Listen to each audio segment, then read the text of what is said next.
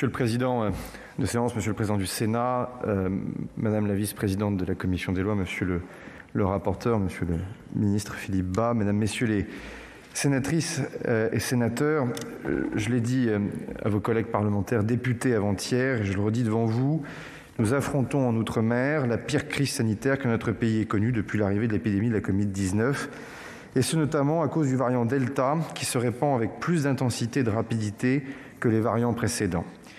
Les Antilles et la Polynésie française, notamment, font face à une terrible vague. Les taux d'incidence y dépassent tous les records depuis 18 mois.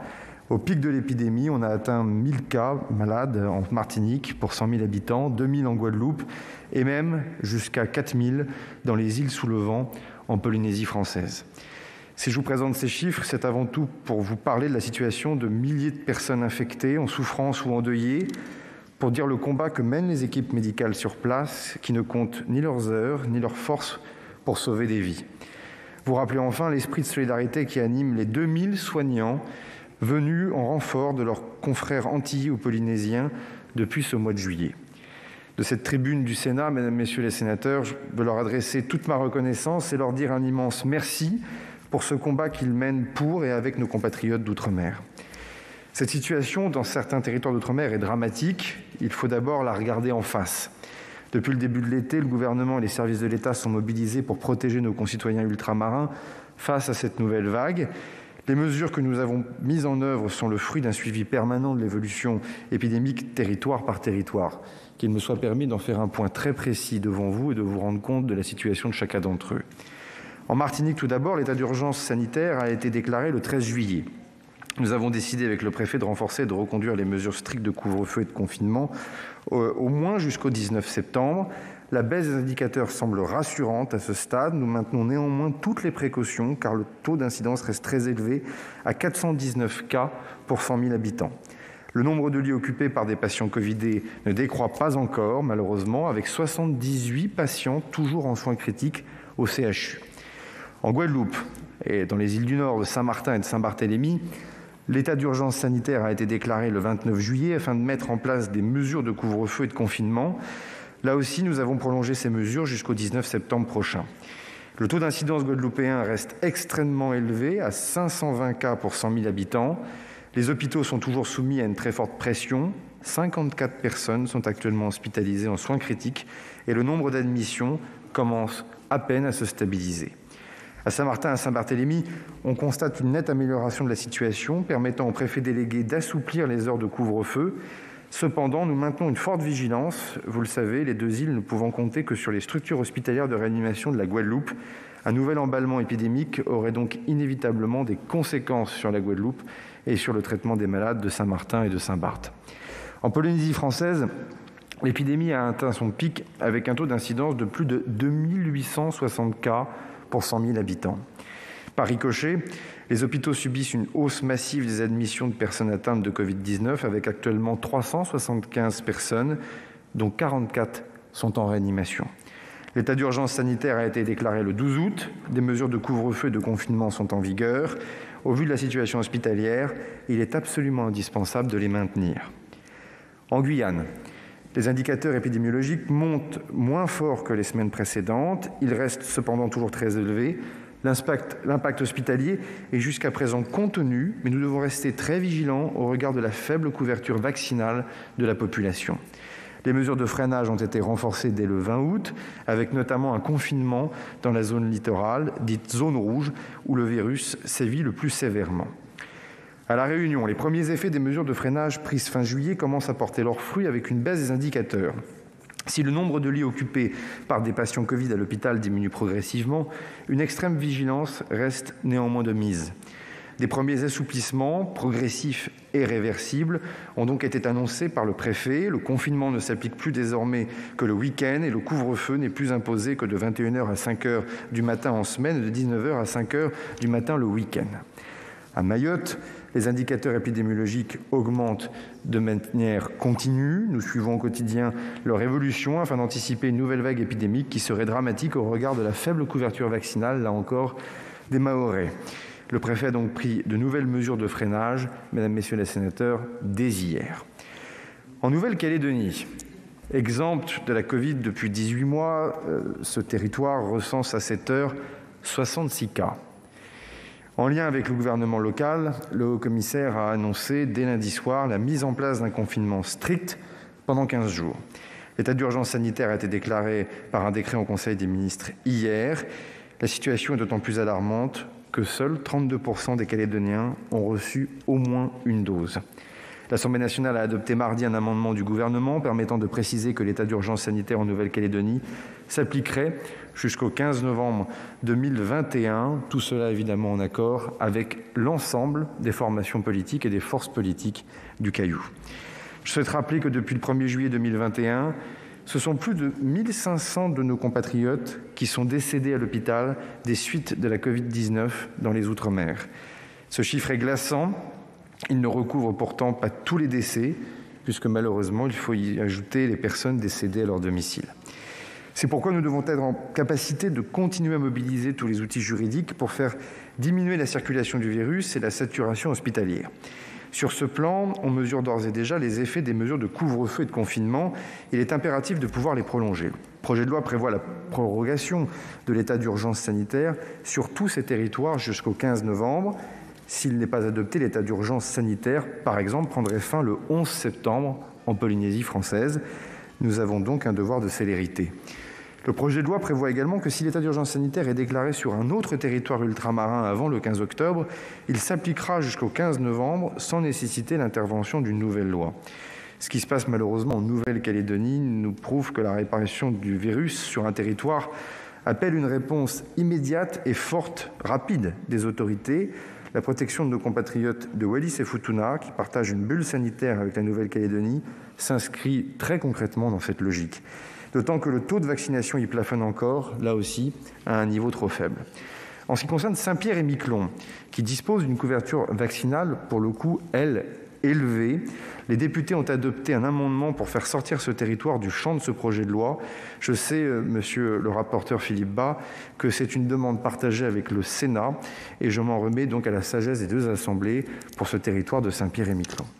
Je souhaite par ailleurs rappeler que la prolongation de l'état d'urgence sanitaire au 15 novembre par la loi ne signifie pas que l'état d'urgence durera jusqu'à cette date sur tous les territoires concernés. Naturellement, le préfet du territoire peut alléger progressivement les mesures de freinage. Je le répète, là aussi, les mesures sont territorialisées et adaptées dans chaque territoire. C'est ce que nous faisons depuis le début de la crise. De la même manière, le gouvernement pourra mettre fin à l'état d'urgence sanitaire par décret. Cela a déjà été fait. Nous espérons pouvoir le faire à nouveau rapidement dès que la situation sanitaire se sera significativement améliorée. L'État est là et mobilise tous les moyens dont il dispose. Cette réponse n'a connu aucune hésitation. Le gouvernement a déployé tous les moyens en sa possession pour protéger nos compatriotes.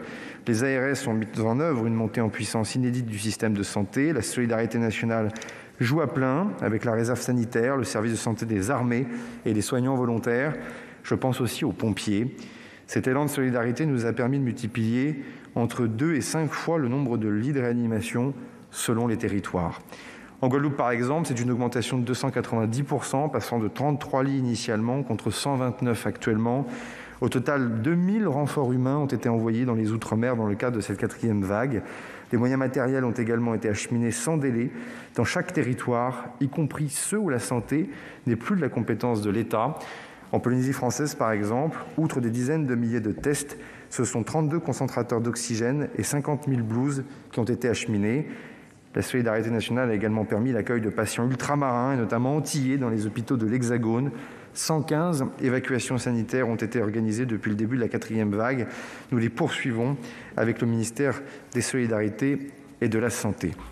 La solidarité nationale joue également pour soutenir les secteurs économiques impactés par les mesures de freinage, notamment ceux du tourisme.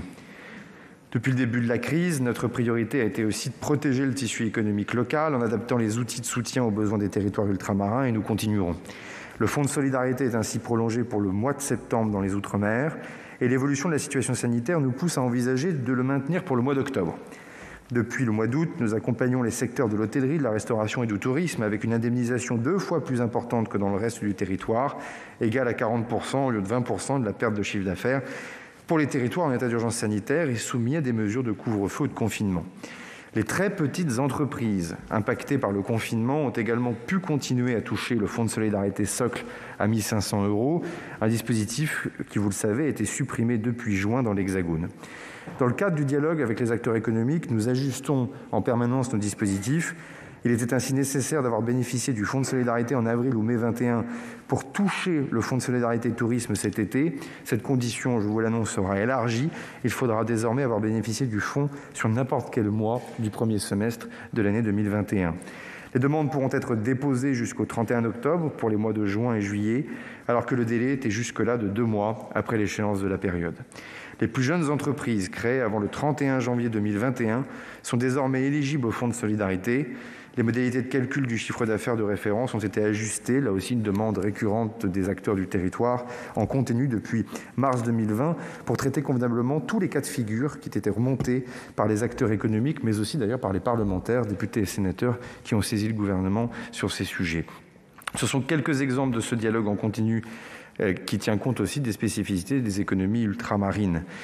Par ailleurs, à la suite du débat à l'Assemblée nationale, j'ai demandé aux préfets d'accentuer leurs efforts en matière d'accompagnement des entreprises en réunissant régulièrement des comités locaux consacrés à leurs difficultés et à la mobilisation des dispositifs d'appui. Les répercussions violentes de cette 4e vague dans les Outre-mer appellent à renforcer aussi la dynamique du plan de relance. Là encore, les préfets referont un point complet avec les acteurs économiques et j'aurai l'occasion d'en rendre compte devant les 2 chambres. Le gouvernement travaille aussi à un grand plan de reconquête et de transformation du tourisme. Les Outre-mer y auront bien sûr toute leur place au regard de l'importance de ce secteur pour nos différents territoires. Vous nous voyez donc pleinement mobilisés sur le plan sanitaire d'abord, et c'est la légitime priorité, mais aussi sur le plan économique, puisque les attentes, évidemment, sont nombreuses. J'ajouterai également un mot sur la situation des collectivités locales, car je sais le Sénat naturellement attentif à cet enjeu. Les filets de sécurité mis en place en 2020 pour le bloc communal et les régions ultramarines ont été maintenus en 2021, comme le demandait votre rapporteur général, et leurs investissements sont soutenus par les dotations exceptionnelles de DSIL. Mais là aussi, je me tiens à la disposition de la délégation des Outre-mer et de l'ensemble des commissions permanentes du Sénat pour vous rendre compte. Enfin, Monsieur le Président du Sénat, Monsieur le Président, Mesdames, Messieurs les sénateurs, je terminerai sur la question de la vaccination. À long terme, notre seul outil est la vaccination. Elle protège aujourd'hui les territoires qui ont massivement fait ce choix et constituera à l'avenir un bouclier contre de nouvelles vagues épidémiques. J'ai pu bousculer certains esprits en disant que nous sommes entrés dans une épidémie en Outre-mer de non-vaccinés. Je n'en retire pas un mot. Les chiffres sont éloquents. Sur le territoire national, 87% des personnes admises en soins critiques et 83% de celles entrées en hospitalisation conventionnelle ne sont pas vaccinées. Concernant les personnes décédées de la Covid-19 dans les hôpitaux, 82% n'étaient pas vaccinés. Je pèse mes mots en vous disant que l'adhésion à la vaccination rencontre outre-mer, c'est le mot que l'on puisse dire, plus de difficultés que dans l'Hexagone. L'État, quoi qu'en disent certains, n'a pourtant pas failli, en lien d'ailleurs avec un certain nombre d'élus locaux, de parlementaires. La sénatrice Conconne en sait quelque chose. Les Outre-mer ont fait partie des premiers territoires de la République à être destinataires des doses en nombre important. Et d'ailleurs, les 2 collectivités du Pacifique, Nouvelle-Calédonie et Polynésie française, là où l'État n'était plus compétent pour ce faire, nous avons fait un choix stratégique de les doter dès le mois de janvier massivement de ces doses pour des raisons qui tenaient à la logistique, au bon sens et aussi à la solidarité nationale. Ces premières livraisons, pratiquement plus de 2,5 millions de doses qui ont été acheminées.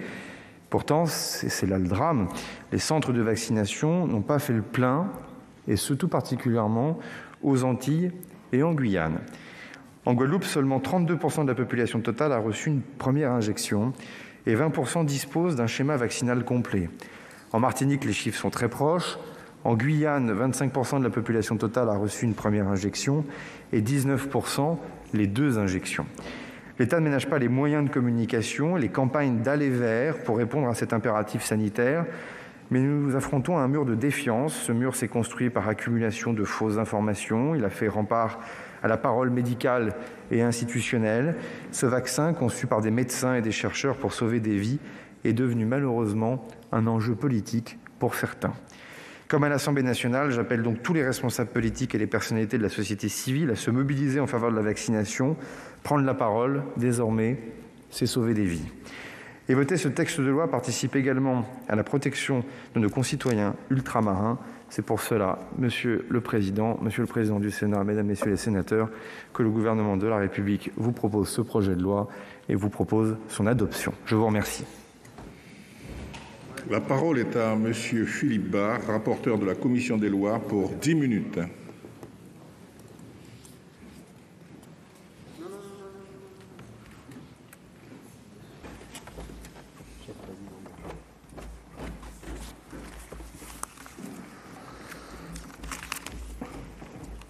Monsieur le Président du Sénat, Monsieur le Ministre, Madame la Présidente et chers collègues,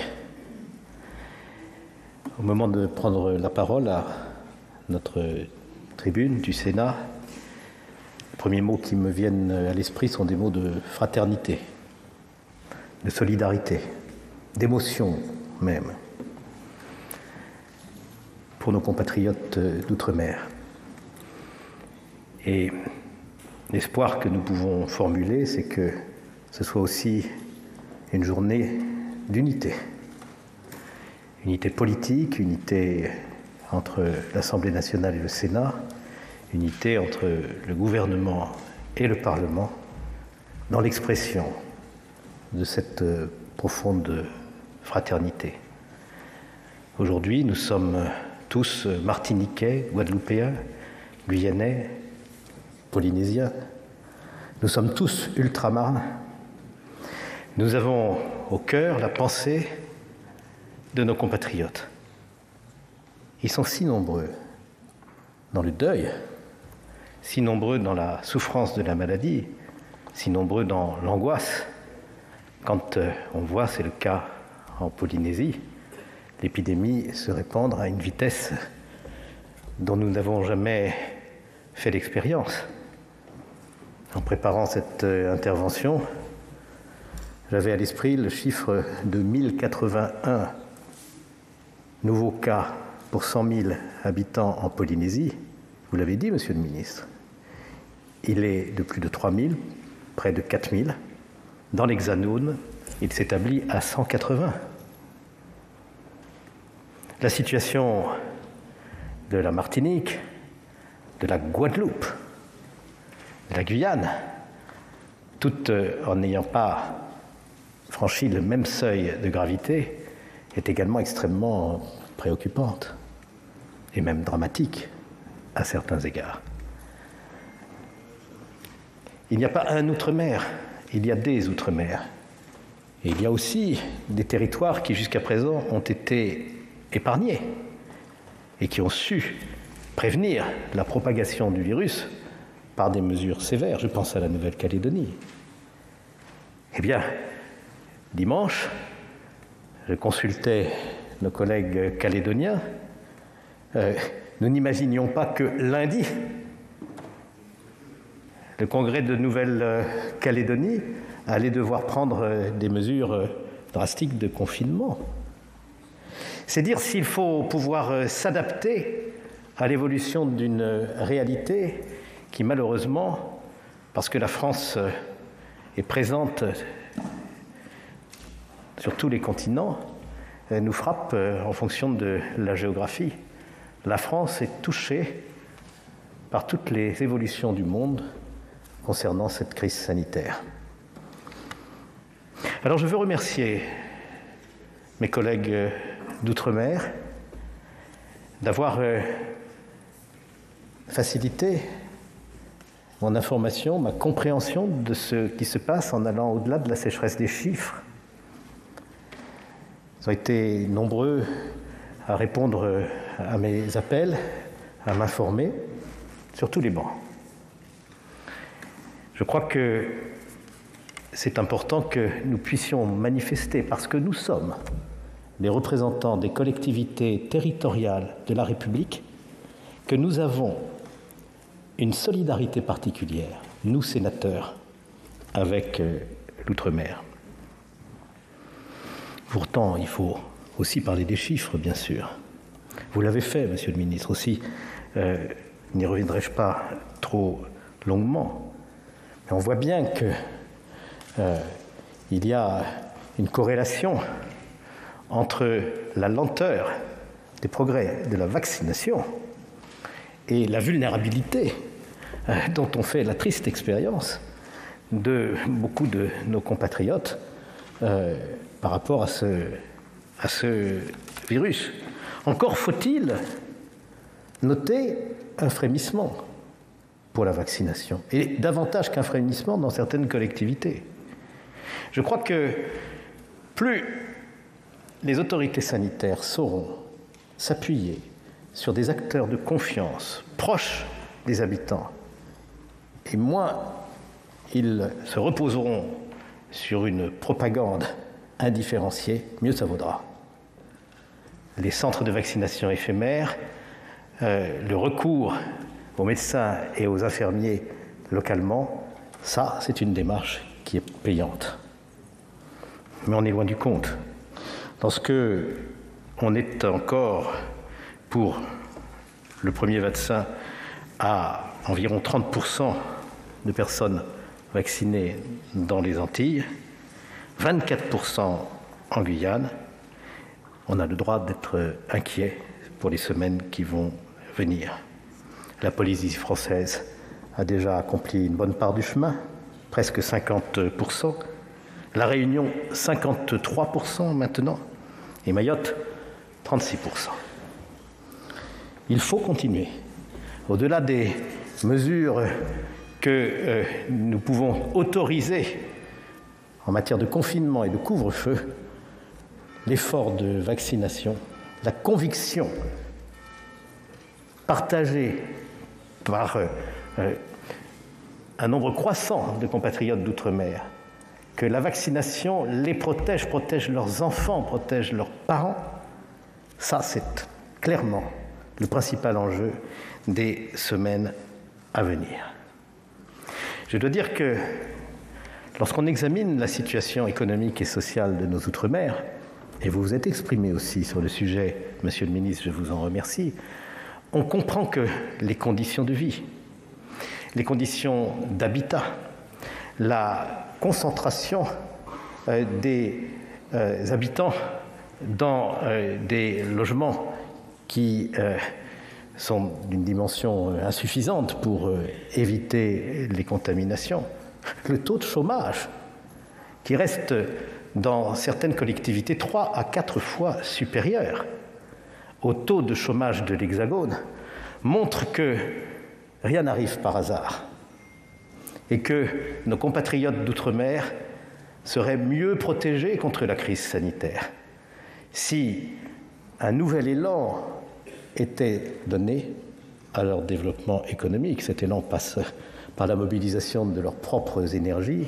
il passe aussi par la solidarité nationale, évidemment. Que nous proposez-vous, Monsieur le ministre? Vous l'avez dit, 2 choses différentes. La première, c'est de vous permettre, si c'est nécessaire, de prolonger l'état d'urgence sanitaire là où il a déjà été décidé, jusqu'au 15 novembre, qui est la date d'échéance de la loi sur le pass sanitaire. Je le propose aussi, la Commission l'a adopté à l'unanimité. Ça ne veut pas dire que vous devez absolument maintenir cet état d'urgence sanitaire jusqu'au 15 novembre. Je me suis entretenu avec notre collègue de Saint-Barthélemy et j'ai échangé avec le président de cette collectivité. Il n'y a pas aujourd'hui de justification majeure à la pérennisation de l'état d'urgence sanitaire à Saint-Barthélemy. Je suis prêt à vous proposer, mes chers collègues, d'accepter que le gouvernement puisse prendre la décision, mais je l'invite à réexaminer dans les prochains jours la situation de Saint-Barthélemy. Il ne faut pas que des collectivités subissent des contraintes qui ne sont que l'ombre portée des contraintes nécessaires dans d'autres collectivités, comme la Guadeloupe. La situation d'autres collectivités d'outre-mer mérite également un examen individuel très approfondi. Nous sommes tous étonnés de voir que Mayotte résiste à l'épidémie et nous nous demandons si les chiffres qui nous sont donnés reflètent la réalité mahoraise. Je crains fort que les conditions soient réunies pour que l'épidémie progresse à Mayotte, même si on voit un effort de vaccination se faire dans l'île. Pour l'heure, on ne voit pas d'évacuation sanitaire de Mayotte vers La Réunion, ce qui signifie que la situation est sous contrôle. Mais je crois que la vigilance s'impose, et c'est l'une des raisons qui m'ont fait accepter que vous englobiez Mayotte, alors que les chiffres ne sont pas si mauvais, dans la liste des collectivités d'outre-mer où l'état d'urgence sanitaire peut être déclaré à tout moment, et s'il l'est jusqu'au 15 novembre. Car c'est la deuxième disposition de votre projet de loi. Il y avait les territoires où l'état d'urgence sanitaire existait déjà, et puis les territoires, les collectivités, où vous demandez au Parlement de vous autoriser, si vous deviez prendre un décret prononçant l'état d'urgence, à ce que ce décret soit applicable non pas pendant 30 jours, comme c'est normalement le cas depuis la loi du 23 mars 2020, mais jusqu'au 15 novembre prochain. Et là aussi, mais sous bénéfice d'inventaire, je suis d'accord. Je l'ai dit tout à l'heure pour la Nouvelle-Calédonie, on pouvait s'interroger encore il y a quelques jours, on ne peut plus s'interroger aujourd'hui. Et d'ailleurs, s'agissant de la Nouvelle-Calédonie, puisque des dispositions importantes sont prises en ce moment, je voudrais, Monsieur le Ministre, vous dire qu'ayant rendu la vaccination obligatoire sur son sol, pour que cette mesure soit pleinement efficace, il est nécessaire que les voyageurs se rendant en Nouvelle-Calédonie soient également vaccinés. Cette mesure relève du décret. Peut-être pourriez-vous me répondre sur ce point. Avez-vous l'intention de prendre ce décret dans les meilleurs délais? Dernier point, mais je n'ai pas cité toutes nos collectivités. Croyez bien pourtant que j'ai examiné leur situation particulière. Je pense notamment à Saint-Martin, le partage de l'île entre la souveraineté des Pays-Bas et la souveraineté française, alors que les Pays-Bas n'appliquent aucune des règles que nous mettons en œuvre, pose un problème pour l'efficacité des règles, puisque la population circule sur toute l'île.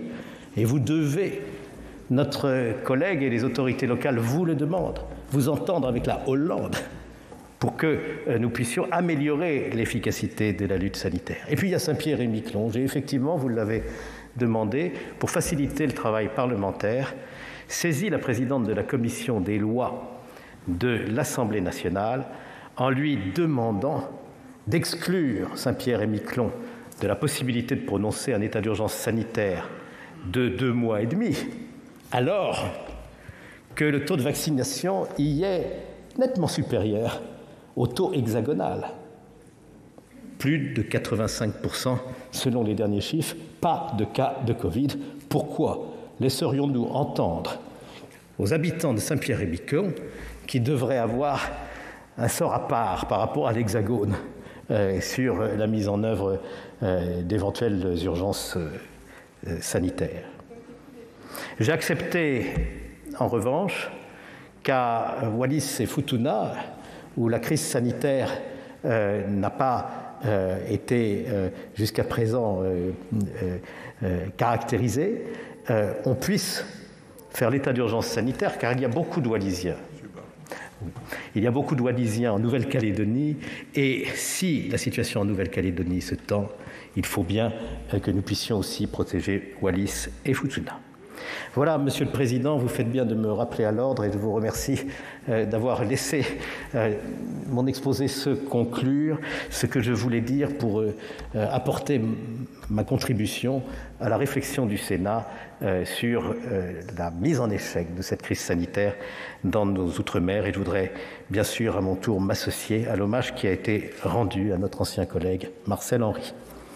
Monsieur le Président du Sénat, Monsieur le Ministre, Madame la Présidente de la Commission des lois, Monsieur le rapporteur, mes chers collègues Yorana. La situation sanitaire des Outre-mer s'est considérablement dégradée depuis quelques semaines en raison de la propagation spectaculaire du variant Delta de la Covid-19 et je voudrais exprimer toute notre solidarité et fraternité envers tous nos compatriotes de nos différents territoires. C'est tout particulièrement le cas chez moi, en Polynésie, où nous déplorons aujourd'hui le décès de plus de 535 personnes. Nous enregistrons hélas le taux d'incidence le plus élevé pour 100 000 habitants, avec un niveau de plus de 3 000 personnes. Nos structures sanitaires sont débordées. Il a fallu traiter au centre hospitalier de la Polynésie française et dans les hôpitaux périphériques un nombre de cas incroyablement élevé. À ce jour, pas moins de 257 hospitalisations, dont 54 en réanimation, sont enregistrées. En ce qui concerne notre taux de vaccination, d'énormes efforts sont réalisés par l'ensemble des instances locales pour accélérer et atteindre notre objectif. Plus de 144 000 Polynésiens ont reçu la première dose et plus de 120 000 aujourd'hui ont un schéma vaccinal complet sur un nombre de 276 000 habitants. D'ailleurs, nous souhaitons qu'une déclinaison du pass sanitaire, Monsieur le ministre, sur notre territoire soit mise en œuvre. Les personnes sont vaccinées de tous les archipels, par ambulance, par avion, par hélicoptère, et certains même par bateau, là où les îles ne disposent pas de pistes d'aviation. Ce sont là nos difficultés liées à notre spécificité géographique que l'on ne retrouve nulle part ailleurs. Les moyens que cela représente et le mérite pour le personnel de santé à l'œuvre dans ces conditions éprouvantes. Je n'oublie pas aussi tous ces bénévoles, les personnels communaux ainsi que les moyens de l'État déployés sur notre Fénois, qu'ils en soient remerciés. La solidarité nationale a aussi joué pleinement son rôle par l'envoi de renforts sanitaires et de matériels médicaux. Et permettez-moi à ce titre de remercier le ministre de la Santé, le ministre des Outre-mer, le président du Sénat, ainsi que toute la représentation nationale. Depuis plusieurs semaines, un couvre-feu a été établi en Polynésie et les îles des archipels les plus touchés ont été confinées depuis le 23 août 2021. Cette situation de crise sanitaire provoque évidemment une crise économique et financière d'une très forte ampleur qui se traduit par une baisse de plus de 12% du PIB et une perte de nombreux emplois. Les secteurs économiques ont été profondément affectés par les confinements précédents et par la fermeture de l'espace aérien et en particulier celui du tourisme.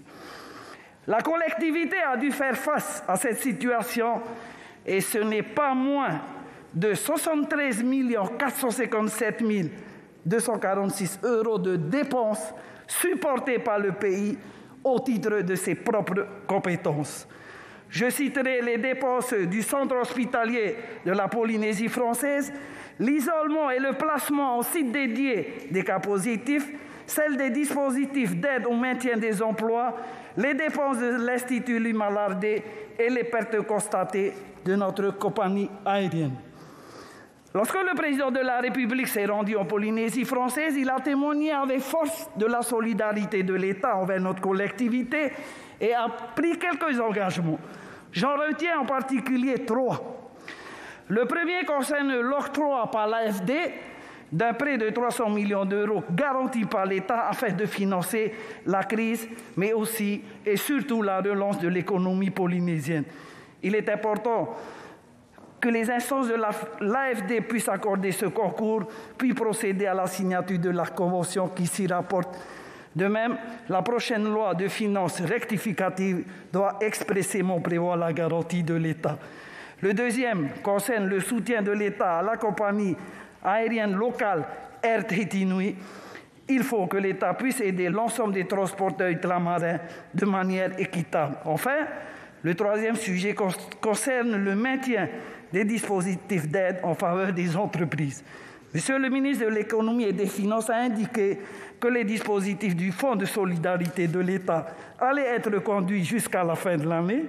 C'est une très bonne décision et je sais qu'elle sera appréciée par les professionnels concernés en Outre-mer. Ainsi, compte tenu de la situation sanitaire, qui prévaut dans les Outre-mer, il est évident qu'il convient de proroger l'état d'urgence sanitaire décrété préalablement depuis le 11 août dernier. Cependant, la mise en œuvre des mesures destinées à lutter contre l'épidémie pose une réelle et grave difficulté pour les collectivités du Pacifique. En effet, il appartient désormais exclusivement aux autorités de l'État de prendre toutes les mesures nécessaires sur le territoire de la Polynésie française, et ce, nonobstant le partage des compétences établi par la loi organique statutaire du 27 février 2004, qui confère à la collectivité d'outre-mer la compétence de principe et à l'État une compétence d'exception. Ainsi, la proclamation de l'état d'urgence sanitaire a eu pour effet de réduire à néant certaines compétences de la Polynésie française qui sont désormais exercées par l'État. En temps normaux, qui constitue en principe le droit commun, la Polynésie française est compétente en matière de santé publique et dispose aussi de la police administrative spéciale en matière sanitaire, ce qui lui permet de lutter contre les fléaux dont pourraient souffrir les Polynésiens. Mais du fait de la proclamation de l'état d'urgence sanitaire due à cette période exceptionnelle et qui tend hélas à devenir le droit commun, les compétences de la Polynésie doivent s'effacer au profit de l'État et plus particulièrement du haut-commissaire. Or, ce nouvel état du droit pose deux problèmes. Tout d'abord, il ne me semble pas totalement conforme à la jurisprudence du Conseil d'État, puisque la Haute Assemblée, dans un avis du 15 mars 2005, relatif à la sécurité, à la sûreté en matière aérienne, a dit pour droit, il appartient à l'État de financer les missions qui lui incombent sur les territoires de la collectivité de Polynésie française. Aussi, il convient de s'interroger s'il n'appartient pas à l'État de supporter les charges relatives à la lutte contre la pandémie qui, pour l'instant, incombe exclusivement à la Polynésie française. Ensuite, ce nouvel état du droit instaure d'une certaine manière un statut de curatelle pour les collectivités d'outre-mer dotées de l'autonomie et pour la Nouvelle-Calédonie. N'est-il pas temps de mettre un terme à cette situation de mise sous tutelle qui a des relents d'un passé révolu? En d'autres termes, la Polynésie et la Nouvelle-Calédonie ne devraient pas être censurées en termes de compétences, mais sur le plan de la légalité interne. Certes, il s'agit là d'un autre débat qui touche à l'évolution statutaire. Cependant, dans un proche avenir, il faudra envisager une réforme statutaire des collectivités d'outre-mer. Le groupe Union centriste votera ce texte. Je vous remercie. La parole est à M. Victorin Lurel, du groupe socialiste, pour 5 minutes.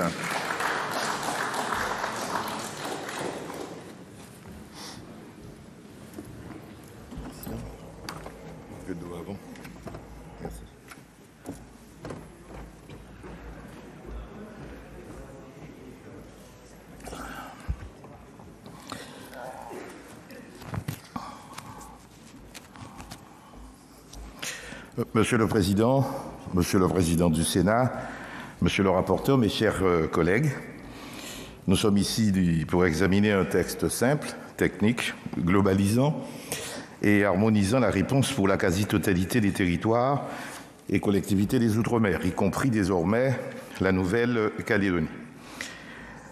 Monsieur le ministre. Et c'est justement en Nouvelle-Calédonie, territoire longtemps épargné, que dans un élan transpartisan et un souci supérieur de protection, les élus viennent de décider à l'unanimité l'obligation vaccinale. Une décision remarquable et exceptionnellement courageuse. Les sénateurs de mon groupe voteront donc ce texte de prorogation de l'état d'urgence sanitaire outre-mer qui nous paraît justifié, nécessaire et adapté. Nous affirmons néanmoins que ce texte seul ne sera pas suffisant.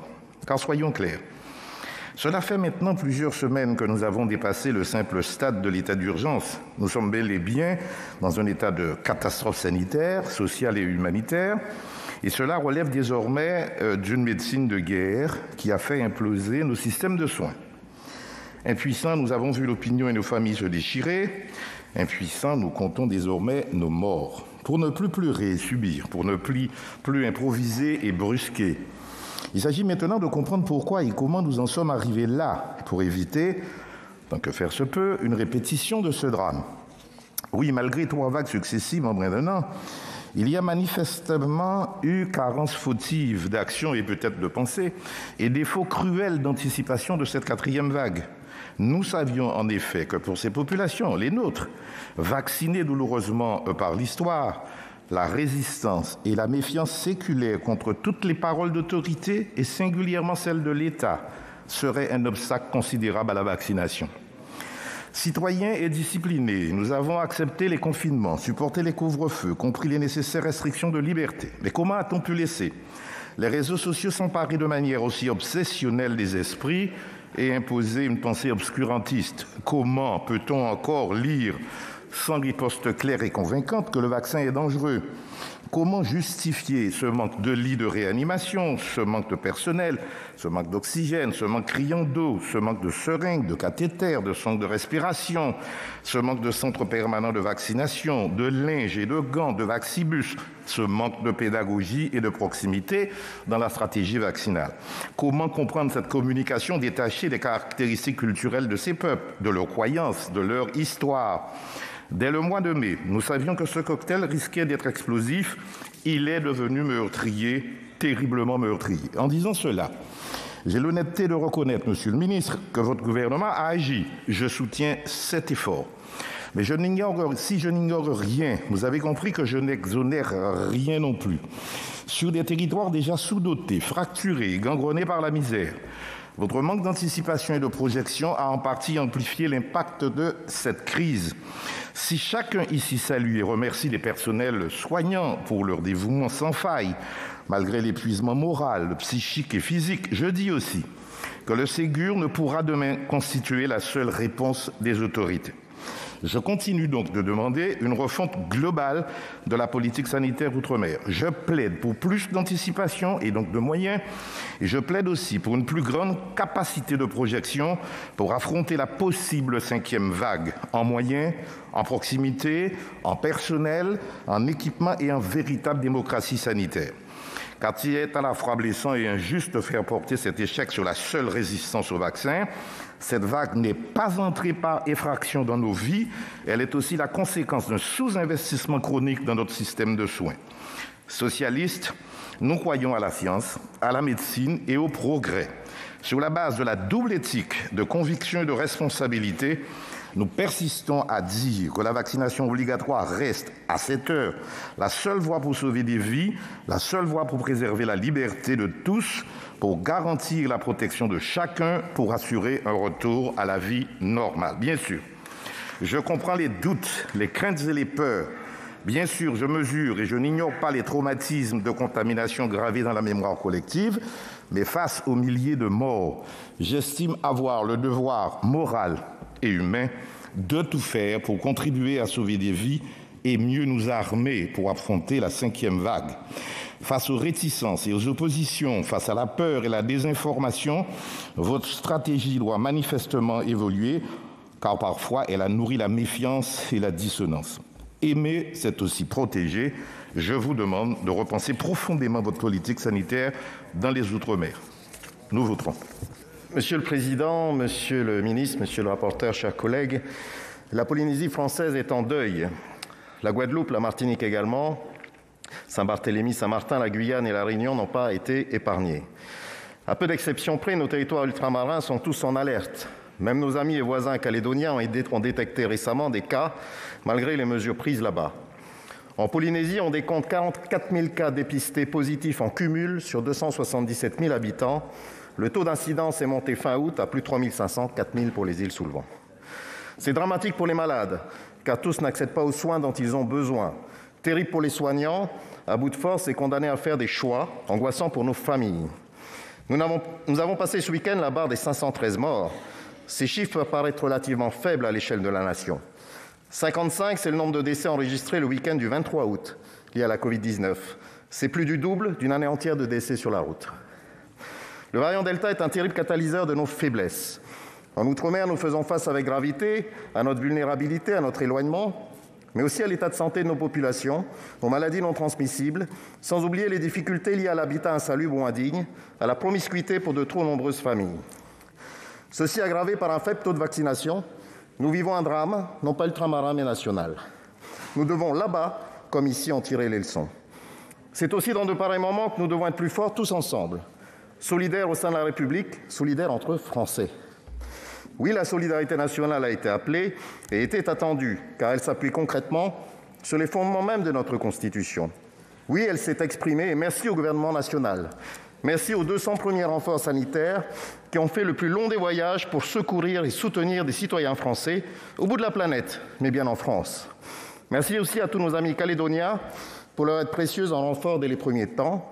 Merci enfin de réunir le Parlement pour prolonger les outils législatifs nécessaires pour stopper les chaînes de contamination. Oui, la vaccination a enfin fait un bond en Polynésie, certainement dopée par la dure réalité de la mort. Les fake news et autres doctorants des réseaux sociaux ont mis en mal les campagnes de vaccination. Certaines obédiences religieuses ont aussi pris chez nous une lourde responsabilité. Aller vers convaincre, rassurer et vacciner reste aujourd'hui plus que jamais la priorité de tous. Nous ne devons rien lâcher sur ce plan. La guerre n'est pas finie. Des renforts seront encore nécessaires. Viendra ensuite le temps du bilan et de l'analyse des besoins de nos systèmes de santé ultramarins pour davantage les préparer, qu'il était vraiment avant cette pandémie. Nous avions déjà les cyclones dévastateurs, nous voici désormais en proie aux épidémies meurtrières. Nos géographies ne forment pas des boucliers, mais un risque supplémentaire. Nous devons collectivement réfléchir aux moyens de garantir à tous nos citoyens un socle commun de prise en charge sanitaire adapté à cette nouvelle donne internationale. Ce n'est pas une question de statut ni d'ultramarinité, mais de priorité et de moyens consacrés à la santé des Français. Nous l'évoquerons certainement au prochain débat budgétaire. Nos économies locales souffrent également, mais nous aurons à en reparler prochainement. La santé, la vie des Français sur chacun des océans qui composent la République reste la priorité du jour. Merci, chers collègues, de voter avec nous en faveur de ce projet de loi. La parole est à Madame Catherine Conconne du groupe socialiste pour 4 minutes.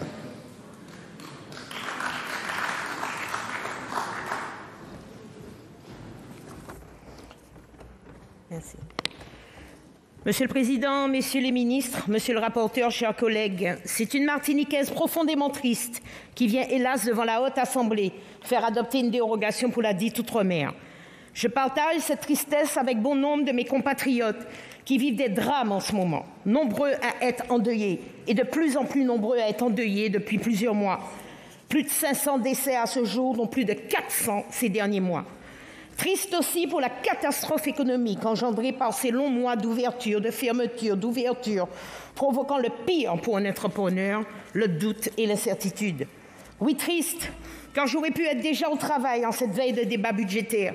J'aurais pu être déjà ici à imaginer des dérogations légitimes pour des outils fiscaux, sociaux, dont a besoin par exemple le tourisme pour recréer de l'attractivité et un vrai désir d'investir. Oui, j'aurais pu être ici à négocier des dérogations utiles pour augmenter les moyens dédiés au logement social quand plus de 12 000 de mes compatriotes gonflent les listes d'attente pour réclamer la décence d'un toit, tout simplement. Dérogation toujours pour réclamer la protection de nos productions, par exemple le différentiel si convoité d'octroi de mer, pour éviter une industrie capable de résister à une concurrence effrénée. Dérogation que j'aurais pu solliciter pour donner les moyens à ce magnifique pays de s'inscrire résolument dans l'espérance. Mais hélas, entre espoir perdu et désillusion, la réalité est tout autre. Je ne serai pas du genre, Monsieur le ministre, à me soustraire à mes propres responsabilités, nos propres responsabilités. À cette même tribune, c'est vrai que je vous lançais désespérément en décembre dernier. On meurt à la Martinique. Faute de soins, faute de médecins, nos hôpitaux fragiles se sont trouvés submergés malgré les renforts et les moyens déployés pour faire face à la crise. Nos soignants à qui je rends hommage sont à bout de souffle et personne ne peut dire aujourd'hui quand viendra le moment du répit. Un investissement exceptionnel a certes été décrété pour 458 millions d'euros dans le cadre du Ségur de la santé. Mais cette crise vous a donc permis de voir que ces Français de l'autre bord réclamaient très légitimement un droit, j'insiste, un droit à rattrapage pour aligner l'offre de soins sur des standards plus dignes. Une île ne peut pas compter sur le département voisin en cas de problème. Il est donc désormais impératif de faire vite pour consolider nos hôpitaux, de prendre des mesures, faciliter l'implantation de nouveaux médecins, de revoir nos capacités en réanimation. Alors nous voterons par nécessité la prorogation de l'état d'urgence sanitaire. Nous la voterons car la gravité de la situation ne nous laisse pas d'autre choix. Il faudra aussi courageusement que nous assumions tous nos responsabilités. Je ne suis pas du genre à la rechercher uniquement chez l'autre. Notre crédulité face à cette pandémie mondiale, une certaine frilosité ambiante, locale, quant à la nécessaire vaccination. On peut peut-être dire aussi une résilience de peuples souvent meurtris dans l'histoire sont autant d'éléments de diagnostic qu'il faudra rajouter au bilan et les affronter courageusement un jour ou l'autre. Il nous faudra désormais faire plus, convaincre jour après jour, rassurer des populations qui doutent face au vaccin. Il faudra amplifier une stratégie vaccinale de proximité, aller encore plus vers les gens, ceux qui ne peuvent pas se déplacer, ceux qui sont éloignés de tout. Car à ce jour, désolé de le dire, mais nous n'avons pas de solution plus efficace que le vaccin contre les formes graves de la maladie, et je l'assume. Alors, entre-temps, nous devrons aussi évoquer la question de nos entreprises qui, depuis mars 2020, souffrent de mesures de confinement régulières, de l'effondrement du tourisme et désormais de la hausse du coût du fret, effet indirect de la crise. Le ministre de l'Économie a annoncé que le Fonds de solidarité outre-mer sera prolongé. C'est une réponse logique, mais c'est loin d'être suffisant.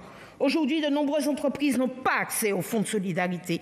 Il faut faciliter la mise en place de plans d'appurement des dettes sociales et fiscales de nos sociétés et surtout raccourcir les délais d'instruction.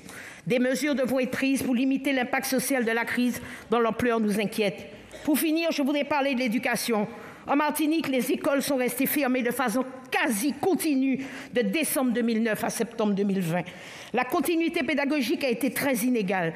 Le confinement a de nouveau contraint notre académie, malgré les efforts menés, comme celle d'autres territoires d'outre-mer, à repousser la rentrée et à prévoir une reprise qui se fera en partie à la maison. J'aimerais faire une mise en garde pour conclure. Nous ne pourrons pas faire comme si ces mois d'école avaient été normaux. Chez nous, les chiffres sont alarmants. À l'arrivée en CE2, un élève sur deux ne sait pas déchiffrer les lettres. Un plan ambitieux pour l'éducation sera nécessaire. Nous ne pouvons pas laisser nos enfants être les grands sacrifiés du Covid. Notre capacité collective à répondre vite et de manière très adaptée à cette situation spécifique en Outre-mer, de le faire dans un alignement entre l'Assemblée nationale et Sénat, gouvernement, est évidemment la première des attentes. Au fond, je le dis devant les sénateurs et parlementaires d'Outre-mer, la première des attentes sur l'ensemble des territoires. Et il est clair que ce pont sanitaire de plus de 2000 soignants ne trouve pas de référence dans une histoire récente. Et que donc cette solidarité nationale, c'est pas tant grâce au gouvernement, la nation tout entière s'est exprimée pour montrer que les Outre-mer, c'est la République, c'est la France, et que lorsqu'un morceau du territoire de la République, peu importe les kilomètres qui le séparent de la capitale Paris, lorsqu'il y a un coup dur, on sait répondre avec tous les moyens qui sont à notre disposition, sans démagogie, c'est-à-dire avec les moyens qui sont à notre disposition, évidemment, sans parler de moyens qui n'existeraient pas. Là aussi, je le dis non pas pour cet hémicycle, mais pour les réseaux sociaux qui, malheureusement, le président Maluret y est revenu, suggèrent suffisamment d'inepties ou de choses curieuses pour qu'il soit nécessaire d'y revenir. Un certain nombre de questions précises ont été posées. Il est bien naturel qu'au moment où le Parlement va permettre malheureusement encore des restrictions de liberté, il est bien naturel qu'à travers l'examen de ce projet de loi, dans les fonctions de contrôle qui sont les vôtres, je puisse répondre très précisément aux questions qui ont été posées. Et je commencerai évidemment par les questions de Philippe Bas. Sur le cas de Saint-Barthélemy, je pense que les choses sont très claires.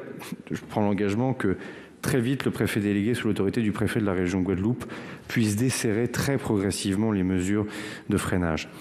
Il se trouve qu'au bout de 18 mois, on commence aussi à avoir quelques éléments de référence dans le passé. Je le disais dans mon intervention liminaire, en discussion générale, la première difficulté, c'est que les îles du Nord sont supportées sanitairement, évidemment, par la Guadeloupe. Et ce n'est pas une question de dépendance d'une île vis-à-vis d'une autre. Quiconque ayant séjourné à Saint-Barth comprend très bien qu'on ne va pas construire un CHU à Saint-Barth. Donc cette chose est entendue. Nous avons des capacités d'évacuation sanitaire qui existent entre les îles du Nord et le territoire de la Guadeloupe. Malheureusement, quand on a un cluster, et on l'a vu à Saint-Barthélemy, on a parfois 15, 20 malades d'un seul coup. Donc la difficulté, évidemment, étant de réguler cela.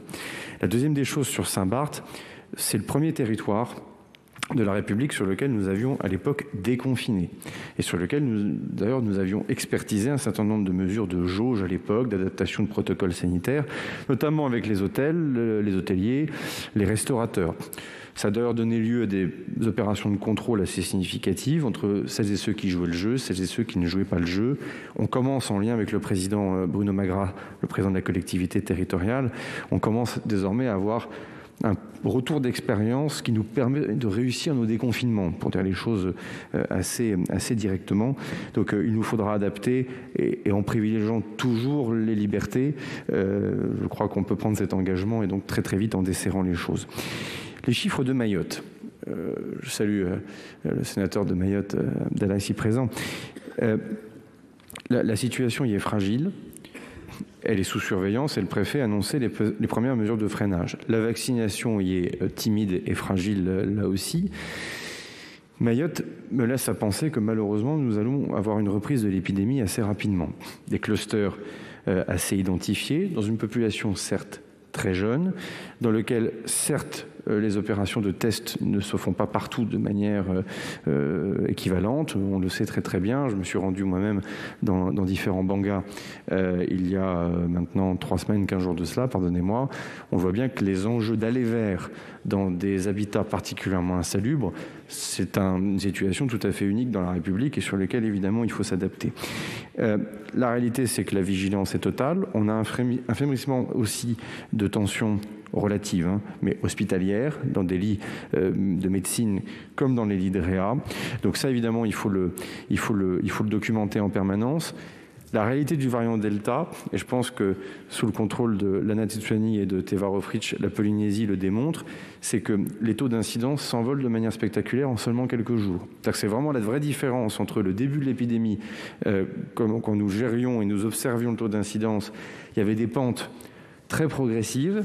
C'est le cas de la première épidémie à Mayotte et de la première épidémie en Guyane, Monsieur le Président patient, pour dire les choses, où on pouvait commencer à être lent et progressif et très proportionné parce qu'il y avait une pente très lente. La Polynésie, comme les Antilles, nous ont appris que nous faisions des pas de taux d'incidence chaque jour de 150 à 200 points. C'est-à-dire que si on reprend les courbes de Polynésie, on passait, ou même de Martinique ou de Guadeloupe, nous passions d'un taux d'incidence de 50, le lendemain à pratiquement 300, le surlendemain pratiquement à 600, pour avoir évidemment des chiffres qui ont complètement perdu la boussole de ce que nous avons eu l'habitude de connaître. Ça, c'est un élément nouveau, y compris pour le législateur, dans la manière aussi de voter les lois d'adaptation de ce que le gouvernement ensuite peut mettre en œuvre en matière de restriction de liberté ou de mesures de freinage, comme on les appelle. Donc je crois que c'est important de l'avoir en tête, parce que Mayotte, je redoute à un moment donné quelque chose qui puisse être extraordinairement exponentiel. Inversement, Guyane et la Réunion, on a des courbes. Alors la Réunion, ça y est, ça descend enfin, mais la vaccination progresse. Guyane, sous le contrôle du président patient, on a un plateau épidémique qui reste élevé, mais qui ne s'envole pas. Et en revanche, là, on a une gestion très différenciée territorialement. La Guyane étant grande comme le Portugal, évidemment, la circulation du virus sur le Maroni n'est pas celle de Cayenne. Bon. Donc ça, c'est très difficile pour les ARS et les préfets, parce qu'on a des chiffres qui, désormais, sont évidemment très exponentiels, avec des vitesses très importantes. Le chiffre, évidemment, du taux de tension en réa est l'autre variable qui permet aux représentants de l'État, le cas échéant, de prendre ces mesures. Nouvelle-Calédonie, qui me soit permis de faire peut-être un point un peu précis dans une haute assemblée qui a un attachement particulier en plus à ce territoire pour des raisons institutionnelles anciennes. Bon, c'est un territoire qui est exempt de Covid depuis le début de la pandémie. Un premier confinement général et préventif a permis de conforter un statut quasiment unique sur la planète.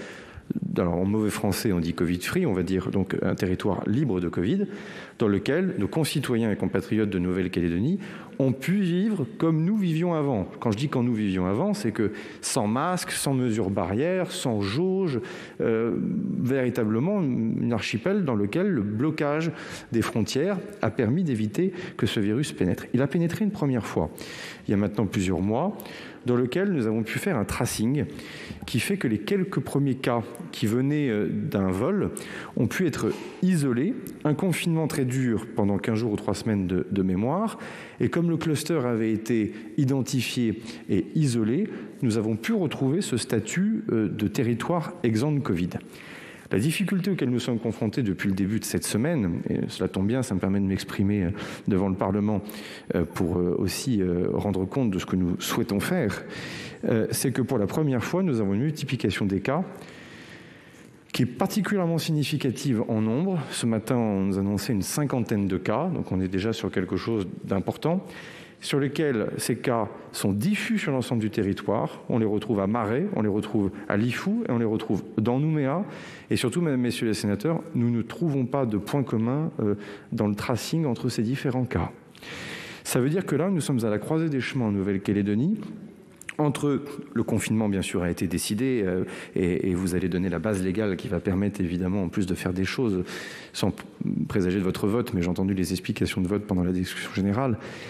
Là, on est à la croisée des chemins entre un confinement dur qui peut permettre peut-être de retrouver ce statut exempt de Covid, premier scénario, les chiffres du matin, malheureusement, ne sont pas encourageants pour ce faire, ou un confinement dur qui permet de diminuer la circulation du virus, mais qui ne permettra pas, pardonnez-moi, de revenir à un statut de territoire exempt de Covid.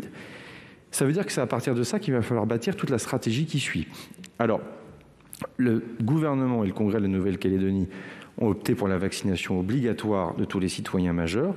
Je rappelle devant la Haute Assemblée que c'est leur compétence et que, de par les lois organiques et les dispositions de la Constitution, le Parlement de la République, sauf à ce qu'il vienne évidemment changer ces dispositions, n'est pas compétent pour ce faire, pas plus que le gouvernement. Ce sont vraiment des compétences qui ont été confiées aux autorités du pays. Que cette vaccination obligatoire, elle était prévue jusqu'au 31 décembre pour l'ensemble de la population générale, avec des dates en amont pour certains métiers ou certains secteurs particuliers. Évidemment, des débats sont en cours pour savoir si on n'accélère pas ce calendrier. On, pas nous d'ailleurs, les autorités locales du pays, en se disant, puisque maintenant on applique cette vaccination obligatoire sur un territoire qui connaît la circulation du virus, est-ce qu'on ne va pas plus vite, sachant qu'évidemment, il y a les doses suffisantes. Je l'ai dit tout à l'heure en discussion générale, d'ailleurs la Nouvelle-Calédonie et la Polynésie ont été les premiers territoires de la République qui ont été livrés en vaccins. Et d'ailleurs, je crois que des demandes émanent du territoire pour des livraisons d'AstraZeneca, pour avoir en quelque sorte le choix, pardon de cette expression, sur les différents vaccins. Et donc évidemment, nous allons donner droit à cela pour faire en sorte que les autorités sanitaires locales ne manquent de rien. Se posera la question, évidemment, de la vaccination des, vous m'avez interpellé sur ce sujet, de la vaccination des voyageurs qui rentrent en Nouvelle-Calédonie. Je rappelle que jusqu'à présent, un voyageur qui rentre en Nouvelle-Calédonie, avant l'existence du vaccin, devait s'acquitter, j'en sais quelque chose, de 14 jours de privation de liberté, d'un mise en isolement incroyablement strict sur un territoire de la République. D'ailleurs, c'est le gouvernement local qui l'avait décidé, avec une surveillance dans un hôtel, avec une prise de température 2 fois par jour, un protocole sanitaire avant, un protocole sanitaire après. En clair, un véritable sas d'une frontière quasiment fermée. L'apparition de la vaccination a permis de commencer à différencier ce système de quatorzaine. 14 jours toujours pour les personnes n'ayant pas un schéma vaccinal complet, 7 jours désormais pour les personnes ayant un schéma vaccinal complet, septaine que je m'apprête à faire au mois d'octobre prochain, car je retourne en Nouvelle-Calédonie. Maintenant, la question, c'est évidemment, est-ce qu'il faut rendre obligatoire la vaccination de tous les voyageurs rentrant en Nouvelle-Calédonie ? En quelque sorte, pour harmoniser avec la décision des autorités locales de rendre la vaccination obligatoire pour l'ensemble de la population générale. Moi, j'y suis prêt. Pour le coup, effectivement, c'est une compétence encore de l'État, puisque là, on est sur la circulation des voyageurs, subtilité. Donc, c'est évidemment le gouvernement qui peut le prendre par décret. Moi, j'y suis prêt, moyennant quand même encore un certain nombre d'échanges avec les autorités locales, parce que la vaccination obligatoire, si elle a été décidée par les autorités, elle ne fait pas non plus l'unanimité. Donc je pense que j'ai suffisamment entendu les appels à la conviction et au dialogue pour que nous-mêmes on le fasse en Nouvelle-Calédonie. Je pense aussi qu'il faut regarder le calendrier de cette affaire. Ce n'est pas le tout que de rendre obligatoire la vaccination pour les voyageurs qui pénétreraient sur le territoire, mais ça dépend aussi du calendrier que le pays va opter ou décider définitivement sur sa stratégie vaccinale. Donc il y a encore quelques éléments de coordination avec les autorités locales pour ce faire. En tout cas, moi je n'y vois pas évidemment d'objection. Mais je répondrai à la sénatrice Lana Tetuanui sur le partage des compétences qui nous conduit aussi, avec beaucoup de bon sens, à entendre aussi ce que l'autorité locale compétente, de par la loi organique ou la Constitution de la République, évidemment, pour faire en sorte que les choses s'harmonisent. En tout cas, il n'y aura pas de sujet majeur, évidemment, de notre côté. Saint-Martin et Sint-Maarten. Annick Petrus, la sénatrice de Saint-Martin, m'a interpellé, mais le questeur Philippe Bas également. Bon. Soyons bien clairs, cette coordination elle a lieu en permanence à l'échelle locale, entre le préfet délégué et les autorités de Sint-Maarten. Pour être honnête, les différentes interventions de la République, de l'État, des autorités diplomatiques vis-à-vis du royaume batave produisent des effets, mais le modèle de Sint-Maarten est un modèle non pas décentralisé, mais très décentralisé et très déconcentré. Et donc, au fond, souvent, mes interlocuteurs ou mes homologues ministres m'expliquent que tout est local. Donc, bien souvent, ce n'est pas les interventions d'État à État qui permettent d'assurer cette coordination avec beaucoup d'efficacité, c'est véritablement la coordination locale. Alors après, je ne peux pas donner d'instructions à des territoires qui ne sont pas français. Ça serait, je pense, très inamical et susceptible de créer un incident majeur. Donc, il est clair que nous coordonnons tout ce que nous pouvons coordonner jusqu'au moment où les autorités, évidemment, de l'autre côté de la frontière ne souhaitent pas le faire ou ne veulent pas s'aligner sur ce que nous proposons. Nous faisons à chaque fois en sorte de nous aligner jusqu'au moment où nous considérons qu'on va peut-être trop loin dans l'abaissement du standard sanitaire pour nos propres concitoyens. Après, s'il y a des sujets très précis, évidemment, Madame la sénatrice Petrus, je suis à votre entière disposition pour ce faire. Madame la sénatrice Lana Tetuanui, bon, déjà, on a tous partagé votre émotion, celle de Teva Rohfritsch également. Je pense que si on n'est pas allé en Polynésie française, déjà, on n'a pas la conscience de l'échelle. Je parlais de la Guyane grande comme le Portugal, la Polynésie française est grande comme l'Europe, tout entière.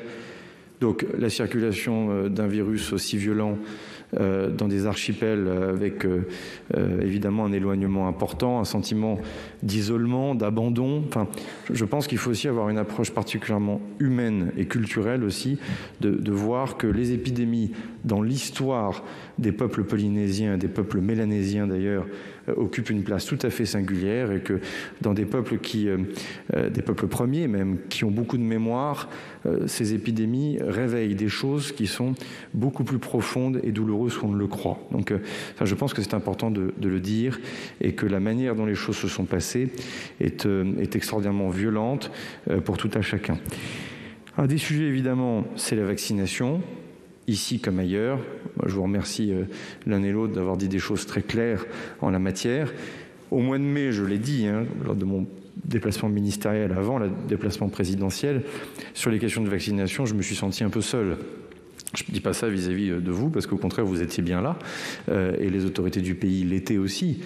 Mais on voit bien quand même que certains ne nous ont pas cru. Alors on reviendra sur les raisons pour lesquelles on n'a pas été cru. Enfin, je passais des messages en boucle sur la vaccination. J'avais le sentiment d'être quelque peu isolé. Vous m'avez interpellé sur 3 choses. La première, sur le fait que le pays, même la sénatrice, puisse, mais le sénateur Rohfritsch l'a fait également, puisse recourir à l'automatisation du système d'information. C'est quelque chose qui était dans une loi précédente, mais qui n'avait pas été étendu à la Polynésie et la Nouvelle-Calédonie. Donc je m'engage, en vous répondant, à ce qu'une ordonnance sur la base de l'article 74-1, je crois que le rapporteur Bas également m'avait interpellé sur ce sujet, je m'engage évidemment à le faire pour répondre aux attentes du territoire. Les questions financières, l'engagement qui a été pris par le président de la République sur ce second prêt de l'AFD est un engagement que nous tiendrons, donc je le redis ici même. Le comité d'engagement de l'AFD sera amené à se prononcer dans ce sens et évidemment l'État apportera les garanties qui vont autour de ce prêt. Ensuite se posera la question de documenter certaines sommes complètement exceptionnelles dans la gestion de la crise sanitaire. Mais ce que je vous propose, Madame la sénatrice, Monsieur le sénateur, c'est de le renvoyer à une équipe technique qui peut le détailler. Et le chemin faisant, nous sommes au début seulement de l'automne budgétaire. On aura d'autres véhicules pour traiter cette question sur laquelle on pourra le faire. Et ensuite, il y a la question des compétences. C'est très important parce que ça renvoie à la Nouvelle-Calédonie et ça intéresse l'ensemble des parlementaires qui se passionnent pour ces sujets. La difficulté, c'est que le statut d'autonomie a été imaginé en se disant à l'État le régalien, pour faire très vite, et globalement aux collectivités d'outre-mer, notamment Polynésie et Nouvelle-Calédonie, même si la Nouvelle-Calédonie obéit à d'autres régimes pour des questions institutionnelles bien connues, aux autres compétences vont au pays. Bon, on était loin de se douter à l'époque qu'une pandémie mondiale pouvait quand même avoir un caractère régalien dans sa gestion de crise. Alors, je le dis pour l'ensemble des sénatrices et des sénateurs, le statut sanitaire d'un Polynésien ou d'un Polynésien, c'est le pays qui est compétent. Mais la restriction d'une liberté individuelle, c'est l'État qui est compétent sur la base d'une loi de la République sous contrôle du juge. Donc c'est ce qu'on fait depuis 18 mois. C'est-à-dire, en clair, typiquement en Nouvelle-Calédonie, le pays décide si oui ou non il y a une quatorzaine, si oui ou non comment elle se fait, avec quel régime, et la vaccination. Mais en même temps, à la fin, la décision de placer un concitoyen à l'isolement, ça reste une mesure de privation de liberté, donc c'est le Haut-Ser qui signe.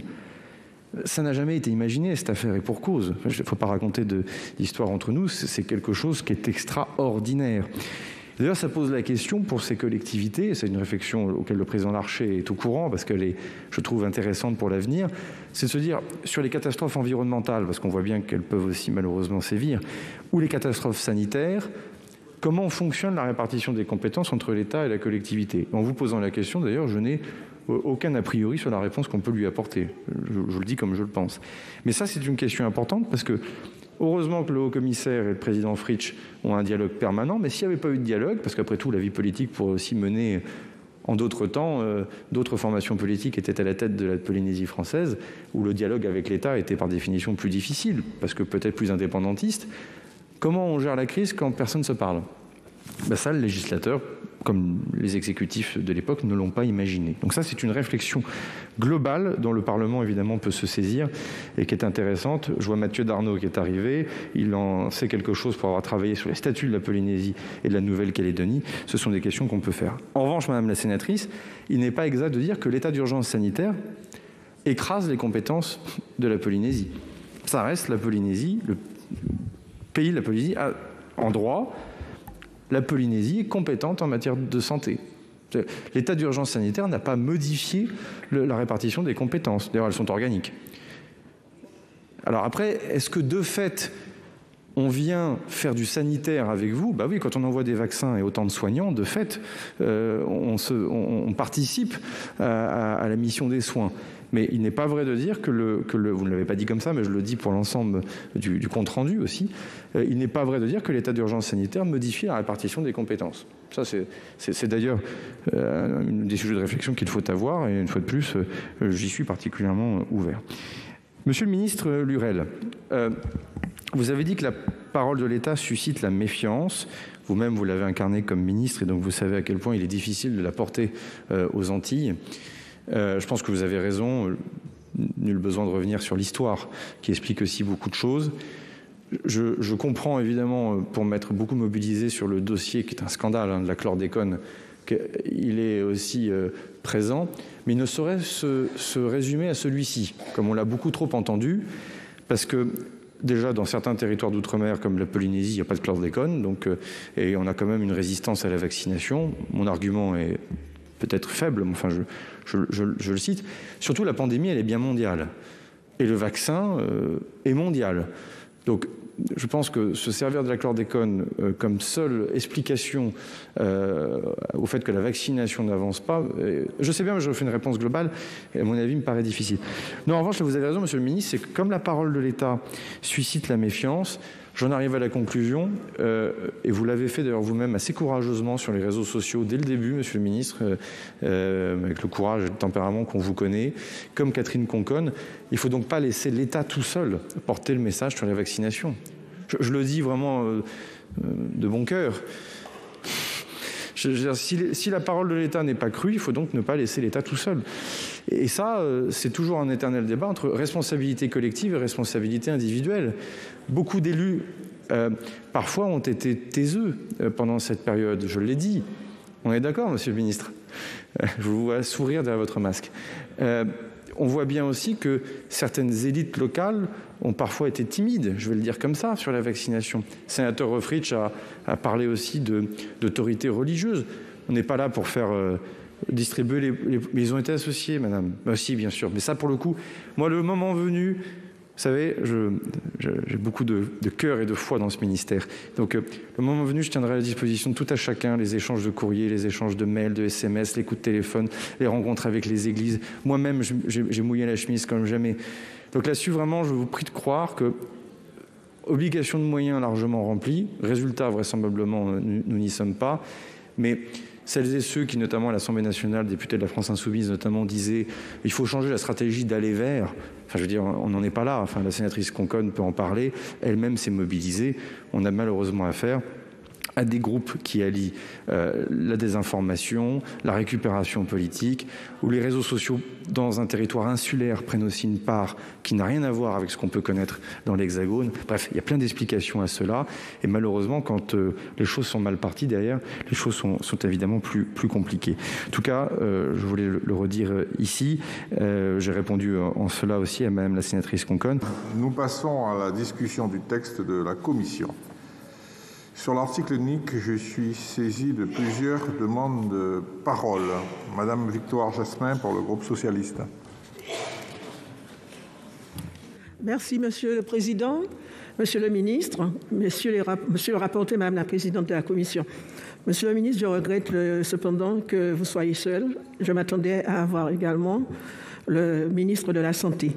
Ceci étant, ça ne change pratiquement rien parce que vous êtes venu aussi en Guadeloupe et vous avez témoigné de votre soutien. Je profite de l'occasion pour remercier tous les soignants qui sont venus chez nous, dans les différents territoires. Je remercie également ces soignants pour avoir dit ce que beaucoup disaient avant. Et j'ai même entendu parler de maltraitance sanitaire dans des interviews qui ont été données par certains d'entre eux. Je profite de l'occasion pour présenter mes sincères condoléances à toutes les personnes qui ont perdu un des leurs. Et je m'associe évidemment à tous ceux de l'Hexagone également, parce que ce n'est pas qu'en Outre-mer qu'il y a eu des personnes qui ont perdu leurs parents. Monsieur le ministre, pendant des années, je suis ici depuis 2017 et le CHU de Guadeloupe a eu un incendie en 2017. Eh bien, pendant toutes les années que je suis ici, au sein de la Commission des affaires sociales, j'ai sans cesse présenté un certain nombre d'amendements. Mais j'ai aussi partagé avec mes collègues présents ici les difficultés de notre hôpital et de notre archipel. En 2018 déjà, avec mon co-rapporteur au sein de la commission de la délégation des Outre-mer, avec Mathieu Darnaud, nous avons anticipé. Il s'agissait d'un rapport sur les risques naturels majeurs et nous avons parlé également de risques sanitaires. Nous avons rencontré les DGARS de la Guadeloupe et de la Martinique. Et là, il y a également des surcoûts exorbitants sur nos territoires. Et je souhaiterais vraiment que vous preniez en compte les coefficients géographiques que j'ai souvent évoqués dans mes amendements. Je voudrais également que les difficultés ne se résument pas à cela. Je vais seulement faire une proposition. La démocratie sanitaire, elle existe. Très peu utilisée. Ces instances sont là et les comités qui sont plus ou moins informels aujourd'hui devraient, c'est une proposition que je fais, se situer dans le cadre de la démocratie sanitaire au sein de la commission prévention qui existe déjà dans les conférences de santé et de l'autonomie. Je souhaiterais également qu'on y intègre les cellules de soutien éthique qui ont fait un travail remarquable jusqu'à maintenant en Guadeloupe et qui continuent à le faire. Et la première réunion de la commission des démocraties sanitaires s'est tenue vendredi dernier à ma demande. Et il y avait effectivement un focus fait sur le soutien éthique, à la fois pour les soignants, mais aussi pour les familles. Donc je souhaite vraiment que des efforts soient faits en ce sens et que cette instance de ce comité puisse s'intégrer aux instances de démocratie sanitaire. Nous avons la chance d'avoir aussi un groupement d'intérêt public des réseaux de santé, le GIPRASPEG, qui manque de moyens. Je souhaiterais vraiment que le DAC qui est prévu y soit intégré et que la coordination des soins, parce que nous sommes un archipel, la Guadeloupe, mais aussi avec Saint-Martin et Saint-Barthélemy qui sont sous l'égide de la même ARS, eh bien je souhaiterais vraiment que le GIPRASPEG et que le DAC qui est prévu puisse avoir tout le sens face aux difficultés que nous rencontrons et avec toutes les possibilités que cela propose aujourd'hui. Je vous remercie. Je souhaitais rapidement donner l'avis de la Commission des affaires sociales sur ce texte, puisqu'elle ne s'est pas saisie, mais nous sommes tout à fait en phase avec le rapport qu'a fait Philippe Bas sur ce texte. Alors déjà, en juillet dernier, lors du 9e texte sur l'état d'urgence, des spécificités des territoires avaient déjà été notées, notamment par notre rapporteur Chantal Dessène, et la situation était déjà attendue. Alors les spécificités, on les a évoquées ce matin. Il y a bien sûr un faible taux de vaccination. Il y a aussi l'isolement géographique qui rend la tension hospitalière souvent accrue. Et puis une population avec des caractéristiques, celles du vieillissement bien sûr, mais aussi des maladies chroniques ou des comorbidités très présentes. Donc en effet, des mesures spécifiques doivent être données. C'est l'objet de ce texte et nous le soutiendrons. Mais je voulais souligner qu'au-delà de la crise, il y a quand même une attention particulière qui doit être donnée à ces territoires. C'est ce à quoi la Commission des affaires sociales s'emploie en matière d'offres de soins, de santé publique. Beaucoup de sujets. Nous avions déjà initié un débat dans l'hémicycle sur la santé en Guyane, mais nous souhaitons faire un déplacement dès que nous le pourrons à Mayotte. Ça a été reporté plusieurs fois. Et puis au sein de la Commission, nous souhaitons en effet apporter une attention régulière et particulière, au-delà des temps de crise, sur la situation des territoires d'outre-mer. Et à cet égard, notre collègue Alain Milon, qui était rapporteur l'an passé au budget de la mission Outre-mer, a été choisi pour s'attaquer si je puis dire entre guillemets, au sujet spécifique de l'outre-mer en partenariat avec les collègues de la Commission, Annick Pétrus, Dominique Théophile, Victoire Jasmin et également bien sûr le président de la délégation sénatoriale aux Outre-mer, notre collègue de Saint-Pierre-et-Miquelon, Stéphane Artano. Mais nous sommes tout à fait en phase, monsieur le rapporteur Bas, avec votre rapport.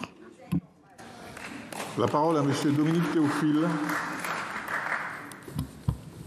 Oui, Monsieur le Président, Monsieur le Ministre, mes chers collègues, permettez-moi, par le biais de ce texte, de porter votre attention sur deux sujets que nous devons garder à l'esprit à l'heure où nous prolongeons l'état d'urgence sanitaire pour protéger les populations. Tout d'abord, la crise sanitaire a eu un rôle de catalyseur des problèmes de santé mentale, mettant en exergue la nécessité de porter une attention spécifique à cette dimension.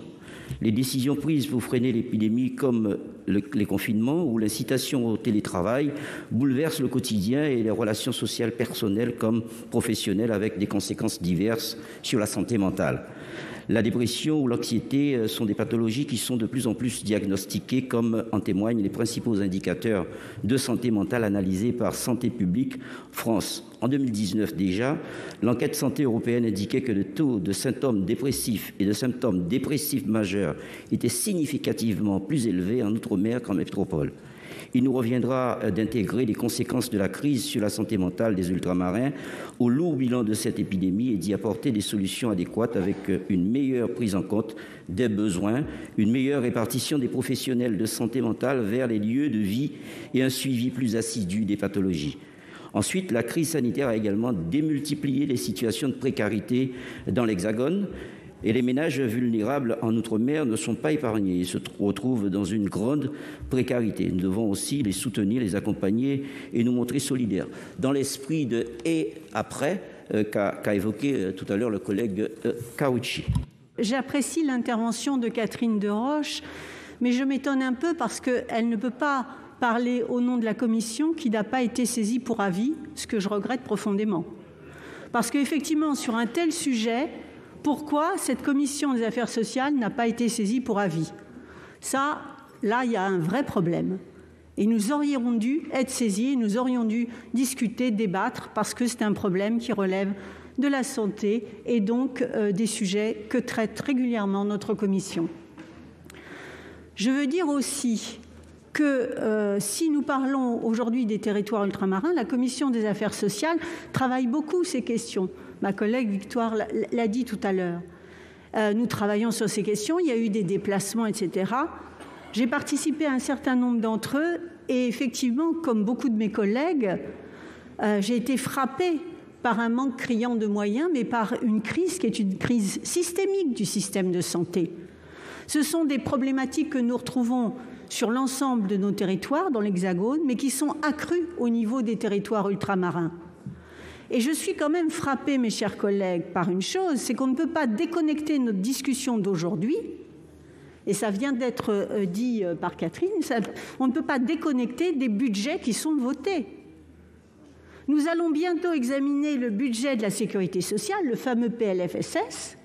Est-ce que dans ce budget, il va y avoir effectivement une place importante accordée aux moyens sur l'ensemble des territoires ultramarins, par exemple? Ou est-ce que ça n'est pas à l'ordre du jour? Je crains malheureusement que ça ne soit pas à l'ordre du jour. Or, nous n'arrêtons pas de parler au niveau de la pandémie d'un manque de moyens, d'un manque de personnel soignants, paramédicaux, du secteur santé, du secteur médico-social, et finalement, les moyens qui sont alloués à ce secteur sont toujours des moyens qui sont largement insuffisants, et les personnels continuent d'ailleurs à manifester. Donc voilà, je voudrais alerter, les paroles c'est bien, mais les actes c'est mieux. Je ne suis saisi d'aucun amendement. Je vais mettre aux voix l'article unique constituant l'ensemble du projet de loi. Le vote sur l'article vaudra vote sur l'ensemble du projet de loi. Y a-t-il des demandes d'explication de vote?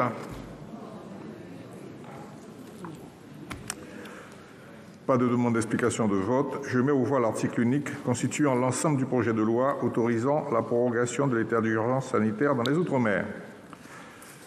Qui est pour? Qui est contre? Qui s'abstient? Le projet de loi est définitivement adopté.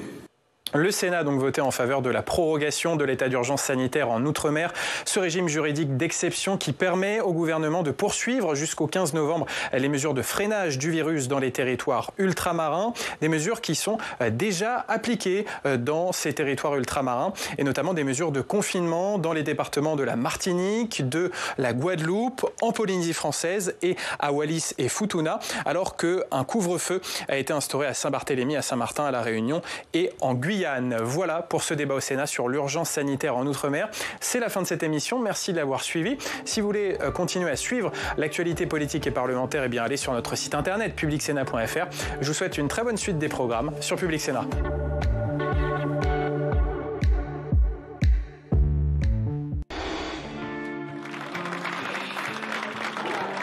Si vous croyez que c'est parce que vous me demandez d'aller à gauche que je vais aller à gauche, vous pouvez fumer, les gars. Lui s'appelle Laurent Sibien. Il était à l'école avec moi, juste après la terminale. Alors c'est un gauchiste. Il y a 10 ans, il a décidé qu'il allait à intervalles réguliers me filmer. Il filme, mais il a juste pas vendu son film. Donc il y a des chances assez raisonnables qu'il ne le vende jamais. Est-ce qu'une campagne électorale, ça consiste à faire en sorte que les gens qui vont voter pour vous votent pour vous, ou est-ce que ça consiste à convaincre ceux qui ne voteraient pas pour vous de voter pour vous? La bonne réponse, c'est les deux, mon général. T'es plutôt optimiste ou pessimiste, toi, sur l'espèce humaine? Je sais pas si je suis optimiste ou pessimiste, mais je sais que je suis libéral. C'est-à-dire que je pense que c'est la liberté qui compte, parce que c'est la liberté qui permet de prendre des bonnes décisions ou des mauvaises. C'est bien ton film, hein?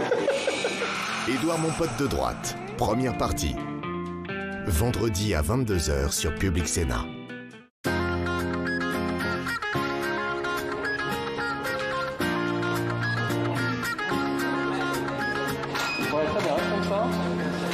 Je suis Oriane Mancini et j'anime la matinale de Public Sénat. C'est tous les jours de 7h30 à 9h. Ça s'appelle Bonjour chez vous. Thomas Hugues, journaliste. Mon émission s'appelle Sens Public. C'est tous les jours du lundi au jeudi, 18h, 19h30 sur Public Sénat. Soyez là. Mathieu, Croissant d'eau, je suis journaliste et j'interviens dans l'émission de Thomas Hugues, Sens Public. Elisabeth Martichoux, journaliste, audition publique, tous les lundis soirs, 19h30. Rebecca Fitoussi, journaliste, Un monde, un regard, dialogue citoyen, Un monde en doc, il y en a 3.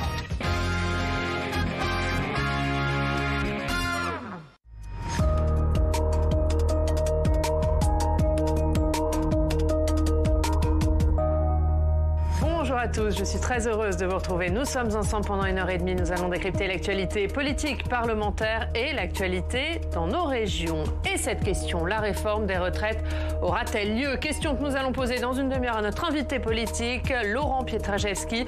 C'est le secrétaire d'État chargé justement des retraites.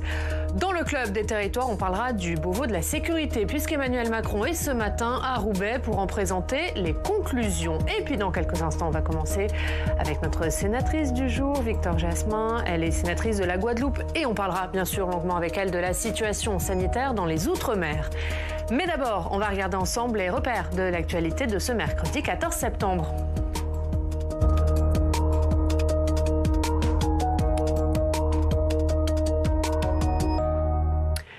Et d'abord, Emmanuel Macron se rend donc ce matin à Roubaix pour présenter les conclusions du Beauvau de la sécurité. Parmi les annonces attendues, un renforcement du contrôle des forces de l'ordre. On voit ça avec Samia Dechir. C'est la clôture de 7 mois de travaux. Lancé en décembre dernier, après le tabassage du producteur de musique noire Michel Zecler, le Beauvau de la sécurité devait répondre aux critiques sur l'inspection générale de la police. L'IGPN est accusé de manquer d'indépendance dans les dossiers de violences policières. Depuis Roubaix, Emmanuel Macron va demander la création d'un contrôle externe d'évaluation des forces de l'ordre, confié aux parlementaires. Le dispositif devrait s'inspirer de ce qui existe déjà en matière de renseignement. Depuis 2007, une délégation de 4 sénateurs et 4 députés est chargée de contrôler l'action du gouvernement en la matière. L'IGPN devra quant à elle faire preuve de plus de transparence dans ses travaux. En contrepartie, des annonces d'investissement massifs dans la formation, la vidéosurveillance ou encore l'équipement devraient aussi être faites aujourd'hui. Le procès d'Alexandre Benalla s'est ouvert hier. L'ancien chargé de mission de l'Élysée, jugé entre autres pour les violences commises le 1er mai 2018, place de la Contrescarpe à Paris. Il a déclaré au début de son procès avoir eu l'impression d'avoir fait quelque chose de positif pour la société, c'est-à-dire interpeller des délinquants. Et puis toujours au chapitre judiciaire, la juge chargée des investigations de l'enquête sur les accusations de viol visant Gérald Darmanin a prononcé la fin des investigations, et ce, sans mettre le ministre de l'Intérieur en examen. La Banque de France relève sa prévision de croissance à 6,3% en 2021 du fait d'un rebond plus fort qu'anticipé auparavant. Prévision de croissance qui est supérieure à celle du gouvernement qui est, elle, de 6%. À l'étranger, retour au pouvoir pour les sociaux-démocrates en Norvège. Après 8 ans de règne de la droite, le futur Premier ministre, le travailliste Gahr Støre, fait de la lutte contre les inégalités sa priorité. Et puis c'est le début ce soir de la Ligue des champions de football. C'est Lille qui va ouvrir le bal des clubs français, les Lillois qui reçoivent le leader du championnat d'Allemagne, Wolfsburg. Et puis toujours en sport, les volleyeurs français, champions olympiques, ne gagneront pas l'Euro. Ils se sont fait sortir hier soir en 8e de finale par la République tchèque. Et pendant que les volleyeurs français jouaient, au même moment, leurs copains champions olympiques et paralympiques à Tokyo étaient reçus, eux, par Emmanuel Macron à l'Élysée. Le chef de l'État qui les a encouragés à faire beaucoup plus en 2024 lors des JO de Paris. On l'écoute. Les résultats sont là, mais des progrès restent possibles. Le bilan global de ces Jeux olympiques n'est pas tout à fait au niveau que nous attendions. Pour les médaillés d'aujourd'hui, il va falloir vous rebattre pour tenir la performance pour 2024.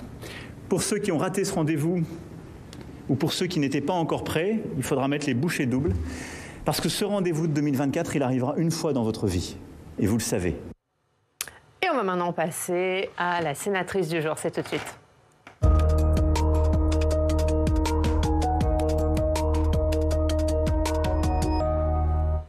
C'est Victoire Jasmin qui nous accompagne pendant cette demi-heure. Bonjour.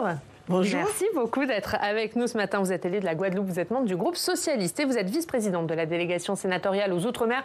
On va bien sûr longuement parler dans quelques instants de la situation sanitaire dans les Outre-mer. Situation difficile, on le sait. Mais d'abord l'actualité, et on l'a vu dans le journal, Emmanuel Macron est ce matin à Roubaix. À Roubaix pour parler de sécurité. Il va présenter les conclusions du Beauvau de la sécurité et il devrait annoncer notamment la création d'une délégation parlementaire chargée du contrôle des forces de l'ordre. Est-ce que c'est la bonne méthode pour vous ?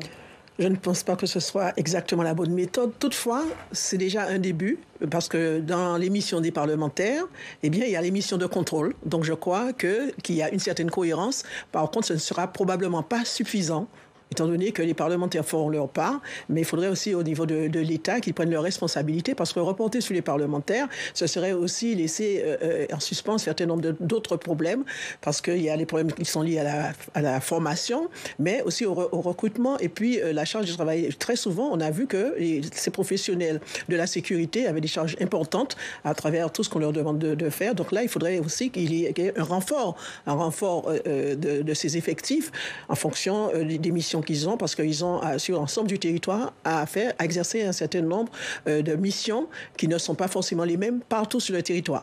Donc c'est vrai que la mission parlementaire sera dans son rôle et il faudrait aussi que l'État prenne ses responsabilités. Renforcement des moyens qu'il devrait également annoncer ce matin en conclusion du Beauvau, mais sur le contrôle, vous dites que ce n'est pas la bonne méthode. Est-ce que pour vous, il aurait fallu réformer l'inspection générale de la police nationale, ou est-ce que c'est bien que ce contrôle se fasse via les parlementaires ? Parce que les parlementaires seront aussi dans leur rôle, parce que le rôle des parlementaires, c'est aussi ce contrôle, et je pense qu'ils feront des recommandations qui seront pertinentes, suffisamment pertinentes pour peut-être proposer un certain nombre de préconisations. L'autre actualité, c'est la réforme des retraites. Et cette question, le gouvernement va-t-il remettre sur la table cette réforme des retraites ? Laurent Pietraszewski, secrétaire d'État chargé des retraites, sera notre invité dans une demi-heure. Et en attendant, les déclarations contradictoires se succèdent. Du côté de l'exécutif, on voit ça avec Jérôme Rabier. C'est pour certains la mère de toutes les batailles, mais la pandémie avait stoppé net la volonté d'Emmanuel Macron de réformer le système des retraites. En mars 2020, contraint et forcé, le gouvernement avait interrompu l'examen du texte. Pendant plus d'un an, elle est restée en sommeil, mais au début de l'été 2021, le sujet est remis sur la table par le président de la République en personne. Il nous faudra travailler plus longtemps et partir à la retraite plus tard. Je ne lancerai pas cette réforme tant que l'épidémie ne sera pas sous contrôle et la reprise bien assurée. En cette rentrée, les partenaires sociaux reçus à Matignon ont été unanimes pour balayer tout retour de cet épineux dossier avant la présidentielle. Toute concertation qui s'opérerait serait un peu lunaire. On ne peut pas le faire à la sauvette en quelques semaines. Si c'est pour aller discuter de l'allongement de l'âge de la retraite, on n'y sera pas. Pourtant, le gouvernement laisse encore fuiter des informations comme quoi une partie de la réforme pourrait être discutée. Dans le journal Le Monde daté du 8 septembre, le porte-parole du gouvernement Gabriel Attal évoque encore le fait que cette question des retraites n'a jamais quitté la table du gouvernement, qu'il n'y a rien d'enterré. Le même jour, Jean Castex, à la sortie du séminaire gouvernemental de rentrée, semble enterrer la réforme, un facteur de division selon lui. À ce jour, ces conditions ne sont toujours pas réunies. Nous avons plus que jamais l'impérieux devoir de favoriser au maximum l'unité du pays. Des déclarations parfois contradictoires qui montrent que l'exécutif est divisé entre la volonté de réformer d'ici la fin du quinquennat, mais sans rouvrir un front social, alors que la pandémie de Covid n'est pas encore terminée. Victoire Jasmin, vous comprenez ce que le gouvernement veut faire sur cette réforme des retraites ? Eh bien, pour le moment, avec la cacophonie qu'il y a beaucoup d'incohérences. Donc là, je ne comprends plus. Je ne comprends plus. Donc là, le gouvernement, ils doivent se mettre d'accord d'ailleurs. Et pour la démocratie sociale, je crois que ce serait beaucoup plus pertinent qu'ils attendent. Parce qu'on ne peut pas faire dans la précipitation compte tenu du calendrier qui nous est imposé aujourd'hui. Ça veut dire qu'on ne peut pas faire d'ici la fin du quinquennat pour vous ? Aucune mesure ? Aucune mesure, mais là, on ne sait plus ce qu'ils veulent.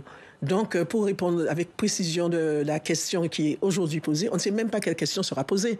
Parce que quand on regarde bien, les annonces du président